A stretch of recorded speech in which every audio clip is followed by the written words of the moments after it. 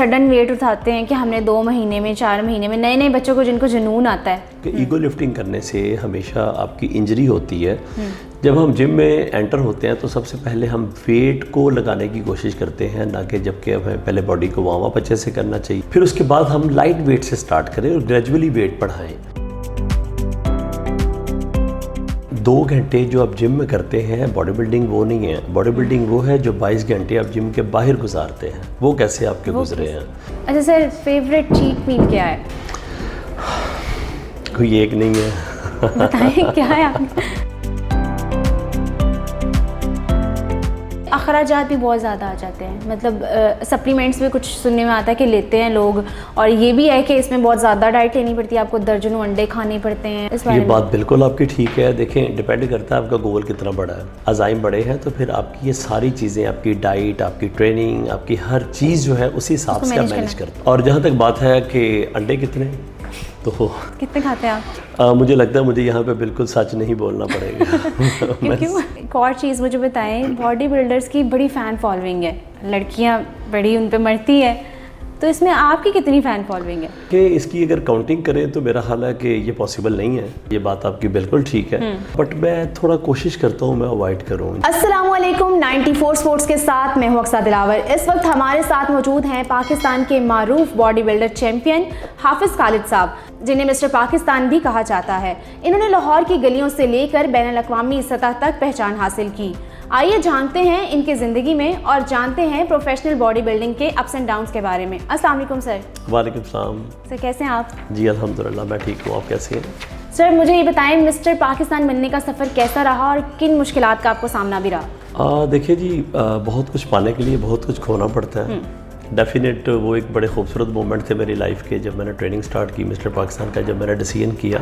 और मुझे ये लगता है कि मैंने मेहनत ज़्यादा नहीं की, अल्लाह ताला ने करम ज़्यादा किया है। बॉडी बिल्डिंग को मजाक नहीं है, और ख़ास तौर पर जब आपने कोई गोल अचीव करना हो तो उसके लिए फिर आपको बहुत स्ट्रगल करनी पड़ती है, बहुत सेक्रीफाइस करना पड़ता है। आपको अपनी नींद छोड़नी पड़ती है, आपको अपना मुंह रोकना पड़ता है, खाना पीना।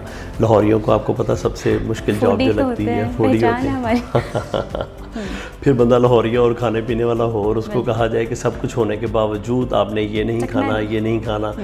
यानी बॉडी बिल्डिंग एक साइंस है, ये एक डिसिप्लिन लाइफस्टाइल है। जब तक आप इसको नहीं अपनाएंगे आप एक अच्छे बॉडी बिल्डर कभी नहीं बन सकते।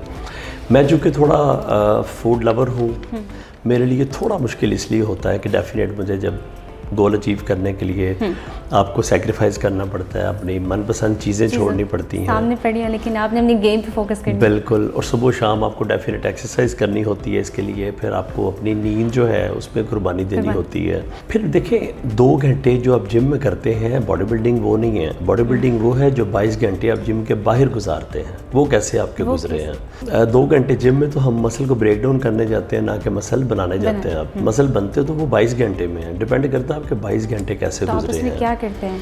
डेफिनेट क्या करता हूँ, 22 घंटे में अपने जो मील है 6 मील अ डे उनको पूरा करने की कोशिश करता हूँ मैक्सिमम।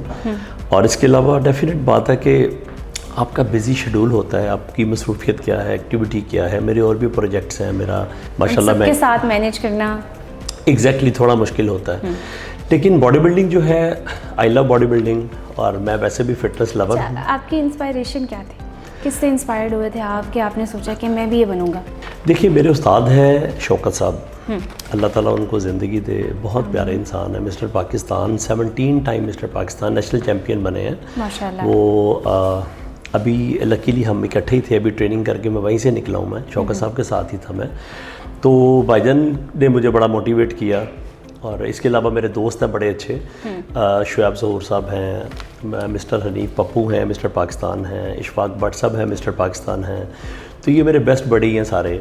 तो जब हम इकट्ठे बैठते थे तो फिर इनको देख के मुझे भी शौक पैदा हुआ, चलो मैं भी गेम शुरू करता हूँ। फिर मेरे वालिद साहब जो हैं वो बहुत अच्छे बॉडी बिल्डर रहे हैं माशाल्लाह। और तो मैं बचपन से फैमिली से चल रही है एग्जैक्टली जब से मैंने आंख खोली अपने वालिद साहब को देखा, मेरे वालिद साहब बहुत अच्छे बॉडी बिल्डर हैं। तो फिर मुझे लगा कि मेरी इंस्पिरेशन जो है वो मेरे वालिद साहब हैं, तो मुझे अपने बाबा जैसा बनना है। तो फिर आपके बाबा भी आए? यस। अच्छा, अमूमन ये होता है कि जो लोग मिस्टर पाकिस्तान बन जाते हैं वो उनकी लर्निंग पॉइंट वहीं पर रुक जाता है। तो ऐसा आपका है? आपने कोई पार्टिसिपेट करना है नेक्स्ट? देखिए, पहली बात तो ये है कि होता यूँ ही है कि आप मिस्टर पाकिस्तान बन गए हैं तो आपका गोल कितना बड़ा है, आप क्या क्या सोचते हैं, नेक्स्ट आपकी प्लानिंग्स क्या है। तो मोस्टली तो हम जो पाकिस्तानी हैं इनके प्लानिंग मिस्टर पाकिस्तान होने तक ही रुक जाती है। तो मेरा इंशाल्लाह आगे प्लान है एक वर्ल्ड चैम्पियनशिप के लिए जिसकी तैयारी भी चल रही है। तो आप लोगों की दुआएं साथ रहीं तो डेफिनेट कामयाबी यकीनी है इंशाल्लाह। मेहनत कभी रहेगा नहीं जाती जगह। एग्जैक्टली ऐसे ही है। और वैसे भी बॉडी बिल्डिंग की एक इबादत है, आप जितना दिल से करेंगे उतना इसका फल मिल जाएगा। अच्छा सर, फेवरेट चीट मील क्या है? कोई एक नहीं है। बताएं क्या है आप? देखिए पहली बात तो ये है कि मुझे मटन कढ़ाई बहुत पसंद है, मैं बहुत शौक़ से खाता हूँ। और डेफिनेट वो अगर बटर में बनी हो तो और भी टेस्टी होती है। देसी मुर्ग मैं बहुत शौक़ से खाता हूँ, वो भी अगर बटर में बना हो तो मैं बहुत शौक़ से खाता हूँ। तो अगर मुझे चीट मील करना हो या चीट डे करना हो कभी तो फिर मैं इन्हीं चीज़ों का, उसमें भी होता मीट ही है, यानी मैं मीठा लवर नहीं हूँ बहुत ज़्यादा, मैं मिठाई का शौकीन नहीं हूँ। और कभी कभी वैसे मैं देसी घी का पराठा भी खा लेता हूँ। एक चीट मील की बात मील में आ जाता है।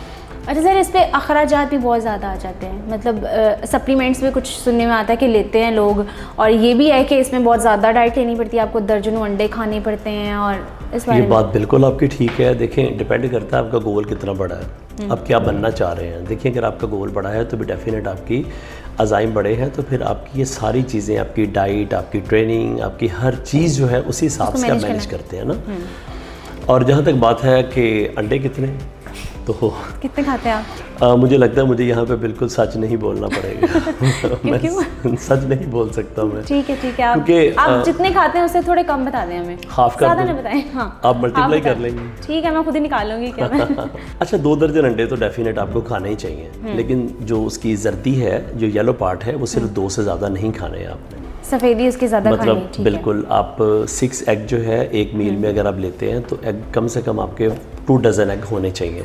ठीक है। और इसके अलावा चिकन है, फ़िश है, इसके अलावा फ्रूट्स हैं, वेजिटेबल्स हैं, ये सारी चीज़ें जो हैं आप सारी चीज़ें टेक करनी होती हैं। एग्जैक्टली। अच्छा सर, मुझे ये बताइएगा कि आपका शेड्यूल क्या है, आप कितनी देर ट्रेनिंग करते हैं, आउटडोर कितनी करते हैं, इंडोर कितनी करते हैं? अच्छा, मेरी आउटडोर तो सिर्फ रनिंग होती है। मैं 2 ट्रैक करता हूँ माल्टन पार्क के, और इसके अलावा मेरी जो ट्रेनिंग है वो 2 घंटे सुबह होती है, 1 घंटा शाम को होती है। तो अप्रॉक्सीमेटली मैं दिन में 3 घंटे अपना वर्कआउट करता हूँ। अच्छा सर, आपने कौन कौन से टाइटल जीते हैं? जी मैं 2007 में मिस्टर लाहौर गोल्ड मेडलिस्ट हुआ था, 2007 में ही मैं लाहौर डिवीज़न गोल्ड मेडलिस्ट हुआ था। 2009 में फिर मैं वर्ल्ड चैम्पियनशिप के लिए यूएसए चला गया। 2021 में मैं मास्टर मिस्टर पंजाब हुआ था। 2022 में मिस्टर पाकिस्तान डे हुआ। फिर 2022 में मैं मास्टर मिस्टर पाकिस्तान हुआ। अच्छा, इस सब का क्रेडिट किसको देना चाहेंगे? क्योंकि हर इंसान की लाइफ में कोई ऐसा पर्सन होता है जिसके लिए आप कर रहे होते हो कि मुझे ये करना है, मेरे बाबा मामा या कोई और अदर मेंबर। देखिए जी, पहली बात तो ये है कि ये क्रेडिट जो है ना, मैं डेफिनेट मेरे पेरेंट्स की, मेरी अम्मी अबू की दुआएं हैं बहुत ज़्यादा, और उसके बाद मेरी वाइफ हैं जिन्होंने मुझे बहुत सपोर्ट किया, बहुत कोशिश की, बहुत स्ट्रगल किया, और वो बिल्कुल बैकबोन की तरह उन्होंने मुझे सपोर्ट किया। जैसे इंसानी बॉडी के साथ अगर बैकबोन ना हो तो आप खड़े नहीं हो सकते ना। तो मैं समझ लें कि उसके बगैर ये कभी भी इम्पॉसिबल था मेरे लिए ये सारे टारगेट अचीव करने। ये मेरी वाइफ को क्रेडिट जाता है। ठीक है, ये भी बड़ी बात है, आपने अपनी वाइफ को क्रेडिट। और मैंने बिल्कुल सच बोला, अल्हम्दुलिल्लाह। मतलब हर चीज़ में कोई भी आपका सफ़र हो उसमें आपको बहुत चैलेंजेस फेस करने पड़ते हैं। इसमें आपको किस तरह के चैलेंजेस आए? देखिए, मैं एक बिजनेसमैन बंदा हूँ, मैं पब्लिक फिगर हूँ, मेरा थोड़ी सोशल एक्टिविटी ज़्यादा है, और इस वजह से मुझे थोड़ा स्ट्रगल इसलिए भी करनी पड़ती है कि मेरा ट्रिपल चीज़ें शेड्यूल बहुत टफ है, मेरे पास टाइम नहीं होता। लेकिन इस टाइम से टाइम निकालना ये भी एक डिफरेंट जॉब है, प्रॉपर बड़ी मेहनत का काम है। फिर मुझे उस टाइम को, उस कीमती टाइम में से स्पेशल टाइम निकालना भी एक ख़ास मेरे लिए मुश्किल है थोड़ा, लेकिन अल्हम्दुलिल्लाह मैनेज कर लेता हूँ। फिर मैं डिपेंड करता है ना आपकी लाइफ की प्रेफरेंसेस क्या हैं, तरजीहात क्या हैं, आप क्या करना चाहते हैं। सुम्मा अल्हम्दुलिल्लाह मैं जो करना चाहता हूँ अल्लाह ताला मुझे कामयाबी दे देते हैं। और मैं नियति, इसमें नेक नियति कह सकते हैं, इंसान की नियत अच्छी हो तो वो चीज़ आपको मिल जाती है। ये भी बात ठीक है। बस मैं ये समझता हूँ कि पेरेंट्स की दुआएं अगर साथ हो ना तो आपकी कामयाबी 100% यकीनी है। अब दुनिया का कोई भी गोल अचीव करना चाहे ना, सिर्फ अपनी अम्मी और अब्बू से कहें दुआ कर दीजिएगा, उनकी दुआओं से अल्लाह ताला रास्ते ऑटोमेटिक फिर खुलते जाएंगे। एग्जैक्टली, रास्ते खुद ही खुल जाते हैं। अच्छा, मेरा मानना ये है कि अगर आपने अपनी ज़िंदगी में 2 माओं की दुआएं ले ली है ना, तो आपको दुनिया और आखिरत में कोई मुश्किल नहीं होती। एक माँ आपकी अपनी और एक वो माँ जो आपके बच्चों की है। ये बहुत बड़ी बात की आपने। हालांकि ऐसी बात बहुत कम लोग करते हैं, हालांकि होती तो वो भी माँ है।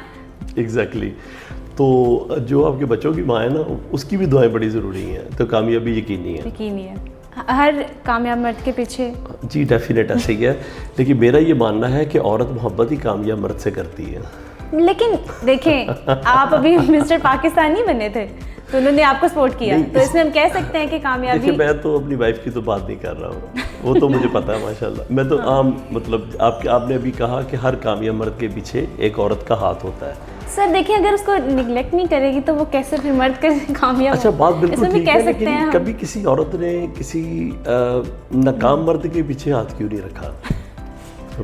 क्वेश्चन आपसे मेरा।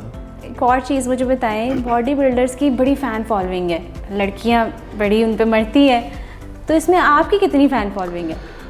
देखिए, इसकी अगर काउंटिंग करें तो मेरा ख्याल है कि ये पॉसिबल नहीं है। मतलब अल्हम्दुलिल्लाह ये बात आपकी बिल्कुल ठीक है, बट मैं थोड़ा कोशिश करता हूँ मैं अवॉइड करूँ इन चीज़ों से। मेरी थोड़ा मतलब एक अपनी लाइफ बड़ी खूबसूरत लाइफ है, मैं मतलब उस वर्ल्ड का किंग हूँ मैं अपनी, जिस पे मैं अपनी ज़िंदगी गुजार रहा हूँ, तो किसी और को एंटर करना मेरी लाइफ में ये थोड़ा मुश्किल काम है। वैसे जैसे चीज़ें काफ़ी डिस्टर्ब भी हो जाती हैं। फ़ैन फॉलोइंग तक ठीक है, अच्छी बात है। पता क्या, फ़ैन फॉलोइंग बहुत अच्छी लगती है, लेकिन जब ये एक हद को क्रॉस करती है ना, फिर ये सर की दर्द बन जाती है। तो आपकी रिस्पेक्ट जो होती है ना, जो सेल्फ रिस्पेक्ट है ना, वो सबसे पहले वो है। और मैं समझता हूँ कि जब आप इन चीज़ों में जाते हैं ना, तो फिर आपकी सेल्फ रिस्पेक्ट भी ख़त्म हो जाती है। एक इंसान वो होता है जो आप नज़र आ रहे होते हैं, एक इंसान होता है जो आपके अंदर होता है, जो छिपा होता है। यस, वो आपको बताता है सच क्या है, झूठ क्या है। आप सारी दुनिया को मुतमईन कर सकते हैं झूठ बोलकर, लेकिन अपने ज़मीर के साथ आप झूठ नहीं बोल सकते। तो मैं चीट नहीं करता रिश्तों में, मतलब मेरी लाइफ में चीटिंग नहीं है। अगर मैं सिंसियर हूँ तो मैं दिल से हूँ, और मोहब्बत जो है ना, वैसे भी इबादत समझ के करनी चाहिए, और आपको पता है इसमें फिर ख़यानत नहीं हो सकती। अच्छा, आपके स्टूडेंट्स कितने हैं? आप ट्रेनिंग वगैरह का, अगर कोई बच्चे आपके इतनी फ़ैन फॉलोइंग है लड़कों में भी, वो आपसे ट्रेनिंग करना चाहे तो फिर मोस्ट वेलकम। अगर मुझसे कोई ट्रेनिंग करना चाहे तो मैं बिल्कुल करवाता हूँ ट्रेनिंग। मेरा अपना एक सेटअप है पूरा। उसको आप कैसे मैनेज करते हैं, मतलब जॉब के साथ, ऑफिस के साथ? देखिए, उसमें यह है कि मैं सुबह अपनी ट्रेनिंग कर लेता हूँ, तो इवनिंग में मेरा जो आजकल चूँकि मेरा एक चैम्पियनशिप की तैयारी चल रही है, तो मुझे 1 घंटा वर्कआउट करना पड़ता है। अदरवाइज़ मैं अपना वर्कआउट सुबह कर लेता हूँ, और शाम को अगर कोई करना चाहे तो मेरे पास पूरी टीम है बाकायदा। मेरे पास सर्टिफाइड क्वालिफाइड ट्रेनर्स हैं, लड़कियाँ लड़के जो ट्रेन करते हैं। मेरे पास चूँकि टाइम कम होता है तो फिर मैं इसलिए खुद ट्रेन नहीं करता, लेकिन ये है कि कोई बहुत ज़्यादा। लेकिन विजिट तो आपका ज़ाहिर है रहता है आपका। मैं डेली जिम आता हूँ, डेली विजिट करता हूँ, मैं बच्चों को खुद देखता हूँ, और इनके डाइट प्लान भी मैं खुद ही बनाता हूँ। सर, आपकी ये डॉलर शॉलर बनाने में कितना टाइम लगेगा? हाँ ये क्योंकि मेन है। देखिए, टाइम कितना लगता है तो आप ये समझ लें, मुझे 25 ईयर हो गए हैं ट्रेनिंग करते हुए। बॉडी बिल्डिंग, क्योंकि सर इसको मेंटेन रखना पड़ता है, कोई मैजिक नहीं है, जादू नहीं है, ये 2-4 माह से नहीं होने वाला। टाइम लगेगा, साल के बाद आप और होंगे, नेक्स्ट ईयर और होंगे, नेक्स्ट ईयर और होंगे। तो बॉडी कंपोजिशन को बेटर करने के लिए बहुत टाइम लगता है। लेकिन देखिए, पाबस्ता रहा शजर से उम्मीदें बाहर रख, अगर आप किसी भी कंसिस्टेंटली जुड़े रहे ना किसी भी गेम के साथ, तो आप कामयाब हो ही जाते हैं। अब डिपेंड करता है कि आपको फिट होना है, और आपका गोल जस्ट आप फिटनेस चाह रहे हैं या आपको मतलब चैम्पियन बनने जा रहे हैं। तो मुझे चूँकि शौक़ था चैम्पियन बनने का, तो अल्लाह ताला ने बना दिया। अच्छा सर, जो कुछ लड़के होते हैं लाइक सडन वेट उठाते हैं कि हमने 2 महीने में, 4 महीने में, नए नए बच्चों को जिनको जुनून आता है, उनके बारे में मुझे बताइए ज़रा। देखिए, ईगो क्या गलतियां नहीं करनी चाहिए? हमेशा मना करता हूँ कि ईगो लिफ्टिंग करने से हमेशा आपकी इंजरी होती है। जब हम जिम में एंटर होते हैं तो सबसे पहले हम वेट को लगाने की कोशिश करते हैं, ना कि जबकि हमें पहले बॉडी को वार्म अप अच्छे से करना चाहिए, बॉडी को स्ट्रेचिंग करनी चाहिए, फिर उसके बाद हम लाइट वेट से स्टार्ट करें और ग्रेजुअली वेट बढ़ाएं, तो फिर आपको इंजरी के चांसेस नहीं होते। मैं ये एडवाइस करूँगा कि वेट कम से कम लगाएं। वेट देखिए, हम बुक्स पढ़ने से आलिम बनते हैं, बुक्स उठाने से आलिम नहीं बनते हम। तो वेट ज़्यादा हैवी लगाने की ज़रूरत ही नहीं है।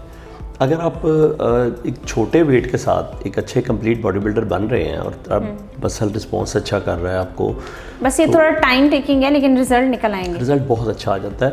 लेकिन एक बात याद रखें, मैटर करती है आपकी डाइट क्या है, ना कि ओनली ट्रेनिंग। यानी कोई डाइट कोई ट्रेनिंग आपका वेट कम या ज़्यादा नहीं करती। आपका एक आपकी डाइट, आपकी एक्सरसाइज, आपकी ट्रेनिंग, ये सभी चीज़ें जब तक मैच नहीं करेंगी आप कामयाब नहीं हो कॉम्बिनेशन लेकर आपने चलना सारी मतलब ऐसा नहीं है कि अगर आपने वर्कआउट बहुत अच्छा कर लिया, डाइट अच्छी नहीं खाई तो आप कहेंगे मैं फिट हो जाऊँ, डाइट अच्छी खा ली है, वर्कआउट अच्छा नहीं किया तो आप सोचेंगे मैं फिट हो जाऊँ, तो ये पॉसिबल नहीं। बैलेंस रखना पड़ता है इन चीज़ों में। सर, हमारे लिसनर्स के लिए कोई अच्छा सा मैसेज जो आपको भी देख के और बॉडी बिल्डर्स को देख के इंस्पायर्ड होते हैं, करना चाहते हैं? देखिए जी, मैं एक ही एडवाइस करूँगा कि अपने पाँव गर्म रखें, दिमाग ठंडा रखें। और हमारे एक बड़े प्यारे दोस्त हैं डॉक्टर शहजाद बसरा साहब, मेरे उस्ताद भी हैं, वो फरमाते हैं कि पेट को भी नरम रखें तो फिर आप कामयाब होंगे। ठीक है। मतलब इसकी थोड़ी अगर आप कहें तो मैं वजाहत कर दूं कि पाँव गर्म का मतलब ये है कि आप वॉक करें, रनिंग करें, एक्सरसाइज करें तो आपके पाँव गर्म रहेंगे। जब आप पॉजिटिव सोचेंगे और एक्स्ट्रा सोचों से दूर रहेंगे तो आपका दिमाग ठंडा रहेगा। जब आप गुस्सा नहीं करेंगे, डॉक्टर साहब फरमाते हैं जी कि आपका पेट नरम कैसे रह सकता है? हाँ, जब आप बहुत ज़्यादा गंद बला नहीं खाते, ठोस चीज़ें बहुत ज़्यादा नहीं खाते, हर चीज़ आप अपने अंदर डालने की कोशिश करते हैं तो आपका पेट नरम नहीं होता। पेट आप फ्रूट्स खाएं, वेजिटेबल्स खाएं, दालें खाएं, मीट खाएं, सब कुछ खाएं, ओवर ईटिंग ना करें। पेट नरम का मतलब है कि ओवर ईटिंग नहीं करनी आपने। तो ये छोटी सी टिप है, आप अमल करके देखें, इंशाल्लाह इस पे हमेशा आपको डेफिनेट फ़ायदा होगा। ठीक है, जज़ाकल्लाह। Thank you so much sir, आपने इतना अच्छा टाइम दिया और इतनी अच्छी टिप्स दी। बहुत शुक्रिया, आपसे बहुत अच्छा लगा बात करके। Thank you ji.